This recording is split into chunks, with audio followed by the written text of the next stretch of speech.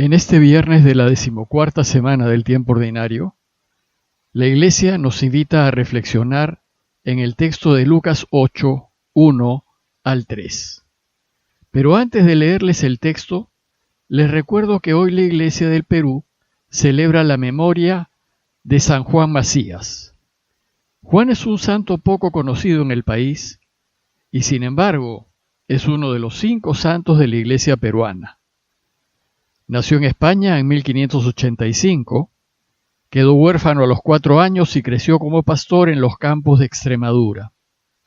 Fue contemporáneo de Santa Rosa de Lima y muy amigo de San Martín de Porras. Ya de mayor viajó a América y al llegar a Lima pidió entrar de hermano dominico. Se santificó en el trabajo sencillo de portero del convento. Por sus consejos espirituales fue muy apreciado por todas las clases sociales, quienes buscaban hablar con él.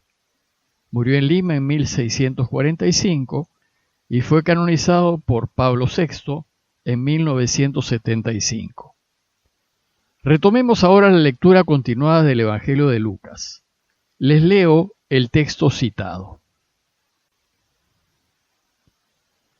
En aquel tiempo Jesús iba caminando de ciudad en ciudad y de pueblo en pueblo, anunciando la buena noticia del reinado de Dios. Lo acompañaban los 12 y algunas mujeres que él había curado de malos espíritus y enfermedades. María la Magdalena, de la que habían salido 7 demonios. Juana, mujer de Cusa, intendente de Herodes. Susana y otras muchas que le ayudaban con sus bienes. Con el texto de hoy empezamos la lectura del capítulo 8 de Lucas. Es un texto breve que nos cuenta qué hacía Jesús y quiénes lo acompañaban.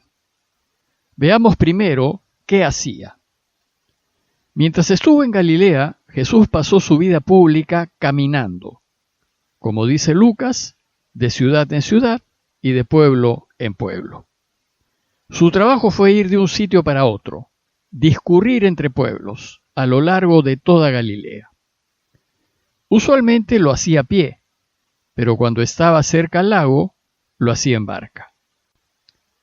Y las distancias que caminaba eran considerables. Por ejemplo, de Cafarnaúm a Nazaret, o a Naín, hay más de 40 kilómetros, y de Cafarnaúm a Jerusalén hay unos 140 kilómetros. Esto suponía que muchas veces él y los suyos tenían que dormir al aire libre.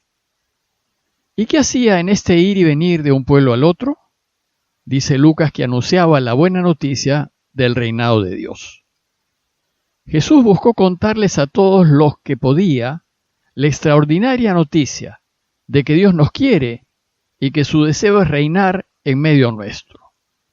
Y para que reine tenemos que ayudarlo, eligiendo aquello que haga posible su reinado, poniéndonos siempre del lado de la verdad, del lado de la justicia y del lado de la vida, y asumiendo las consecuencias de hacerlo.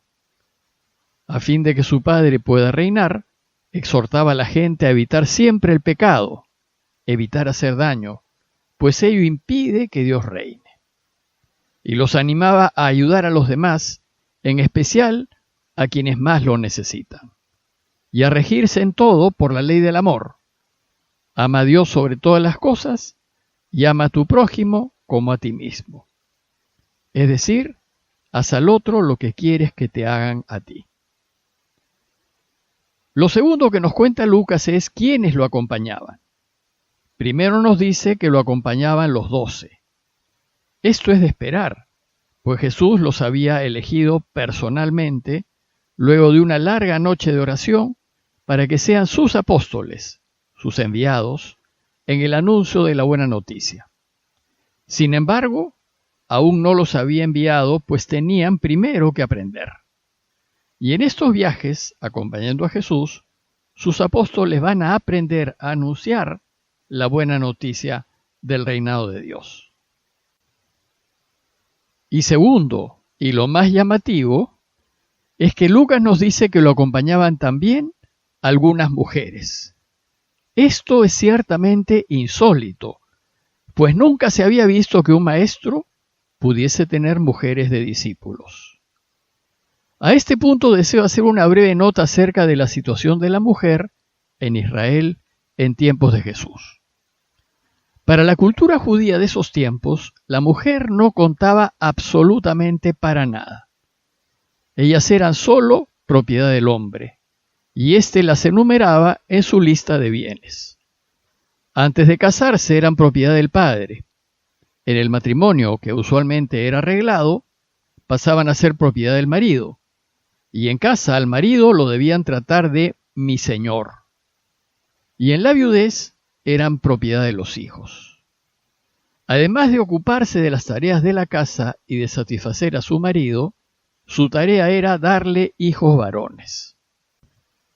Las mujeres no solían salir de sus casas, y cuando lo hacían, tenían que ir acompañadas de un hombre de la familia, y debían salir cubiertas con un velo.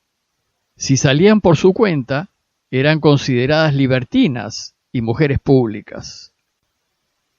Jesús debió romper una serie de esquemas cuando se puso a hablar con la samaritana a solas. A las mujeres no se les tomaba en cuenta para nada. No podían hablar en público. No se les pedía opinión, pues sus opiniones no contaban. Su testimonio no valía para nada. Por eso cuando las mujeres van a contar a los discípulos que Jesús había resucitado, estos no solo no les creen, sino que van los hombres a comprobar si lo que decían era verdad. Ellas tampoco contaban para la vida religiosa del pueblo. No se les enseñaba la ley de Moisés y por tanto no tenían las obligaciones de la ley, pues la alianza fue hecha entre Dios y los hombres de Israel. Más bien ellas eran solo ocasión de pecado y tentación. Y ante la ley, el trato era distinto. Por ejemplo, en el adulterio se castigaba a la mujer con la muerte, pero nunca al hombre. O por ejemplo, si la mujer daba luz a un hombre, quedaba impura 40 días, y si daba a luz a una mujer, quedaba impura 80 días. A causa de la menstruación y de la sangre que perdían en los partos, eran sujetos de impureza ritual y en esos momentos se consideraba que contaminaban todo lo que tocaban. Pueden ver, por ejemplo, Levíticos 15, 19 al 30. Y en el templo y en las sinagogas tenían un lugar separado de los hombres, secundario y marginal. Los sábados solo se encargaban de preparar la mesa y de algunas oraciones menores. Bueno, pues a la luz de esta mentalidad judía tan machista, llama muchísimo la atención el trato que Jesús tiene con las mujeres y que permitiese que lo acompañasen en sus giras. Jesús va contra todos los condicionamientos culturales judíos y reivindica el papel de la mujer. Debió ser chocante para la mentalidad de la época ver que Jesús tenía discípulos mujeres. Su comportamiento fue demasiado liberal, lo que sin duda aumentó la fuerte animosidad que las autoridades religiosas judías tuvieron contra él. Era un peligro, pues estaba yendo contra las costumbres y por tanto destruyendo al pueblo de Israel. En el relato Lucas además nos dice quiénes eran las mujeres que lo seguían. Dice Lucas que lo seguían algunas mujeres que él había curado de malos espíritus y enfermedades, como María Magdalena, de la que habían salido 7 demonios. Siempre se ha relacionado a María Magdalena con una pecadora pública, pero los 7 demonios también podrían indicar que estuvo muy enferma y que Jesús la curó de todo. El hecho es que María debió sentir una enorme deuda de gratitud hacia Jesús. Lucas menciona también a Juana, mujer de Cusa, intendente de Herodes, Susana y otras muchas que lo ayudaban con sus bienes.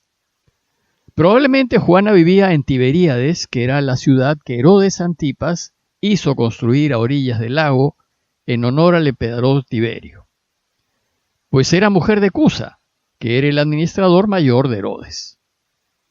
Seguramente Juana tuvo una muy buena situación económica, como probablemente también la tuvo Susana y otras. pues Lucas nos dice que estas mujeres eran benefactoras de Jesús. Como Lucas mismo nos dirá más tarde, Jesús no tenía ni dónde reclinar la cabeza, y por tanto, toda su misión era sostenida por benefactores, en este caso mujeres, de las que el Padre se valía para mostrar su providencia. A lo largo de la historia, las mujeres han sido y son la columna vertebral de la Iglesia. En muchos casos su trabajo es callado y silencioso, pero su apoyo a la misión es fundamental. Sin ellas la Iglesia no hubiese podido expandirse y sostenerse, y no hubiese podido ser lo que hoy es. Ellas han sido y siguen siendo benefactoras del reinado de Dios. Y muchas que son religiosas ofrecen sus vidas a fin de que Dios reine, en misiones difíciles y ocultas, y como Juan y Susana, apoyando en la discreción el trabajo de Jesús.